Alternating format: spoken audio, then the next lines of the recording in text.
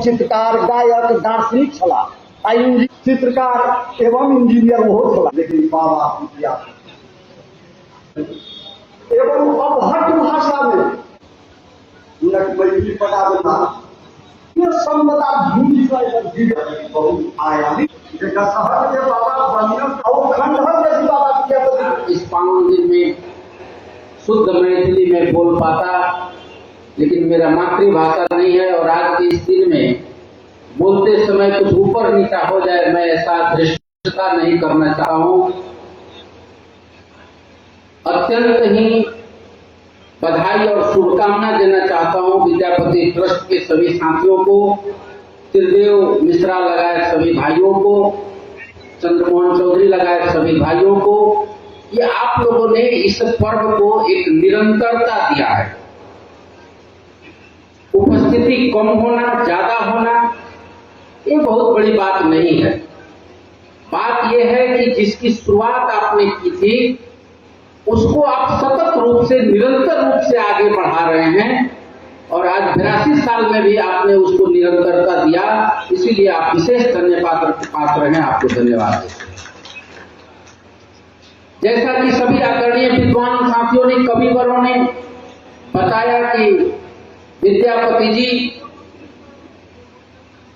14वीं शताब्दी से लेकर 16वीं शताब्दी तक जिनका विद्वता का, जिनका लेखन का और जिनका भक्ति का, ये तीनों चीज का जो सम्मिश्रण व्यक्तित्व था और जिसने पूरे इस मानव समाज के कल्याण के लिए तत्कालीन सामाजिक व्यवस्था को आईना के रूप में समाज के सामने जो रखा, आज आदरणीय बाबा विद्यापति जी को चरण में जितना भी वंदन किया जाए वो कम है। हरि सिंह जी जो तिरहुत राज्य के राजा थे और आज वो सिमरौनगढ़ मेरे जिला 12 जिला में पड़ता है, वहां से भी इनका कनेक्शन, दरभंगा जिला से कनेक्शन, बंगाल से कनेक्शन, और होते होते हमारे आदरणीय जो सबसे प्रथम वक्ता थे प्रोफेसर साहब, उन्होंने उत्तराखंड तक जोड़ा इस विषय को। तो एक प्रकार से इस गंगा किनार के पूरे भूमि को जिनके लेखनी ने जोड़ा, आज हम लोग उनके क्या कहते हैं, जो महाप्रयाण का जो तिथि है वह हम लोग स्मरण कर रहे हैं, हमारे लिए गर्व का बात है। विद्यापति जी महादेव के भक्त थे और स्वयं महादेव भी उगना के रूप में उनके सामीप्यता को, उनके पास जो शब्द है आप लोग सब जानते हैं, मैं इस मंच से कहना नहीं चाहता। तो ऐसे अद्भुत भक्ति का एक उदाहरण बाबा विद्यापति जी ने प्रस्तुत किया कि हम युवाओं के लिए अत्यंत ही उदाहरणीय विषय है कि किस तरह से निष्ठा के साथ जीवन को जिया जाए और उनका जीवन हमारे लिए निरंतर अनुकरणीय है। वक्ता ने, हमारे प्रोफेसर माननीय जी ने कहा कि देश ने उनका जिस प्रकार से मूल्यांकन करना चाहिए वह नहीं हुआ। मैं फिर से एक बात कहता हूं कि जिस भाषा में उन्होंने लिखा वह भाषा ही इस देश में उपेक्षित था, तो लिखने वाला का क्या हालत होगा। लेकिन अब मैं आप लोगों के सामने यह विषय रखना चाहता हूं। देश और परिस्थिति काल बदला हुआ है।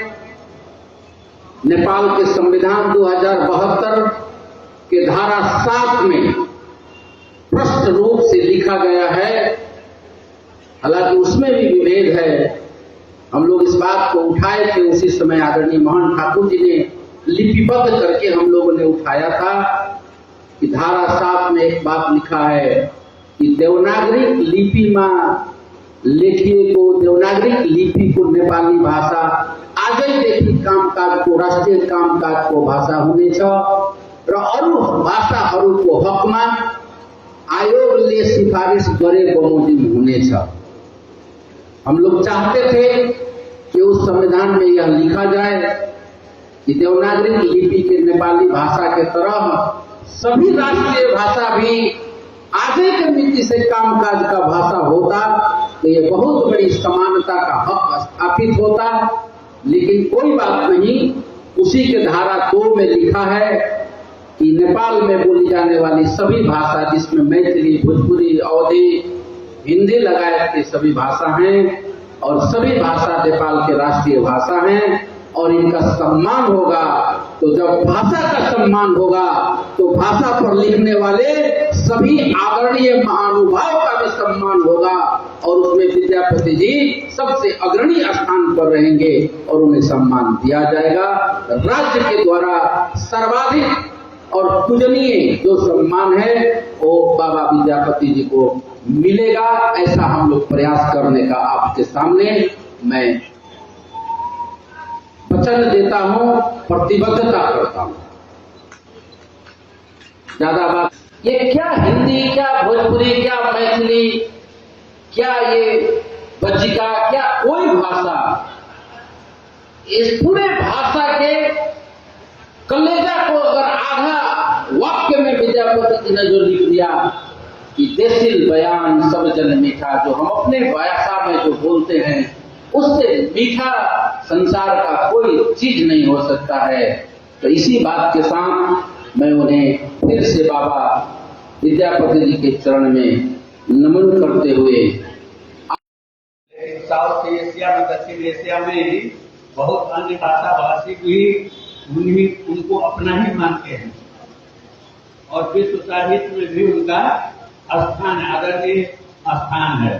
तो इसलिए जब अंतिम समय जो हुआ, बहुत सारे आपको जो है कवि विभिन्न भाषा के, जैसे नेपाली में भी, हम लोग तो नेपाल के रहने वाले हैं, है ना, तो नेपाली में भी जो है बहुत सारे, एक नाम नहीं मैं भूल रहा हूँ, लेकिन उन्होंने उस समय, जिस समय यहाँ राजतंत्र था, पंचायत व्यवस्था था, तो बहुत ही क्रूर शासन था, तो उन्होंने लिखा कि हम जो है मूर्ख हैं, हम वीर हैं।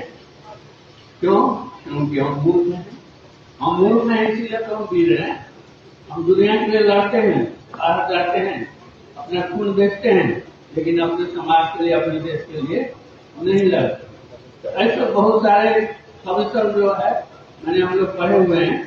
तो आपको जो है इनका भी हम पढ़े हुए हैं, कोर्स में था हिंदी कवि के रूप में विद्यापति, तो उसके कुछ लाइन जो है, अरे जब किसी भी कवि का जीवनी लिखा जाता था या लेखक का, तो उसके पढ़ते देते समय कुछ अंश भी जो है उदाहरण के लिए दिया जाता था कि वो किस तरह का उनका व्यक्तित्व था। तो अंतिम समय में जो है हम लोग के जो कोर्स में था, तो अंतिम समय में उन्हें ये आवाज हुआ कि हमने तो जीवन में कुछ किया ही नहीं, हमारा सारा समय बीत गया। उसी को उन्होंने कविता में उतारा है कि कातल कैकत वारी बिंदुतम सुतमित्र का मुनि समाज है, तो ही विचारी मन ताही समर बलो अब मधुर उनका माधव परिणाम निराशा। हम निराश हैं क्योंकि हम जीवन में तो हम जो है हमारा समय कैसे बीता, तो गर्म बालू में अगर पानी का कुछ सिक्का गिर जाता है उसका कोई अस्तित्व नहीं। तो हमारा समय जो है बीत गया समाज में, अपने पुत्र, अपने परिवार में, हमें तो पता ही नहीं चला। तो इतना हमारा समय, अब की स्थिति क्या है, फिर आगे बढ़ते हैं कि जरा शिशु प्रतिदिन गेला, कुछ समय जो बाकी बचा तो वो जो है बचपन में कुछ समय बीत गया, बुढ़ारी में जो है कुछ करने के अवस्थे में नहीं रहे, वो बीत गया। इसलिए हम परिणाम निराशा, माधव हमारा कल्याण कीजिए। तो मैंने जब कभी भी कोई कवि हो, लेखक होता है, तो कुछ न कुछ अपने लेखनी के द्वारा संदेश भी दिया करते हैं। तो अपने नेपाल में ही बीपी कोइराला उनका तीन मूर्ति क्या क्या किताब से कंडल का घोड़ा मूर्तियाँ, तो इस तरह का। हाँ, तो ये भी बहुआयामिक जो है, जब कोई शुभ लक्ष्य होता है तो धनई विद्यापति तो कहते हैं, है ना। तो इस तरह के मतलब वो थे, उनका बहुत वो वीररस काफी गाते थे, क्योंकि राजा के दरबार में थे, भीम सिंह के दरबार में थे, तो वो भी वो करते थे। और अंतिम समय में यहाँ भी रहे हैं। और वो पोखरी है एक का, जिसका नाम है लक्ष्मण सर। तो महारानी का नाम था लक्ष्मणा। वहाँ दूध मटी है, तो वहाँ नहाने जाती थी, आती थी। तो उनको दिक्कत हुआ, तो वहाँ पर एक पोखरी खनाया गया और नहाने धोने के लिए, सुबह कपड़ा के लिए। तो इसमें हमनी अब वो हम लोग मैथिली बोले थे, हम ज्यादातर मैथिली काठमांडू में सीखे, चाहे वहाँ के जन्म के लोग शब्द रहे तो उस सब घर में मैथिली भाषा बोली थी।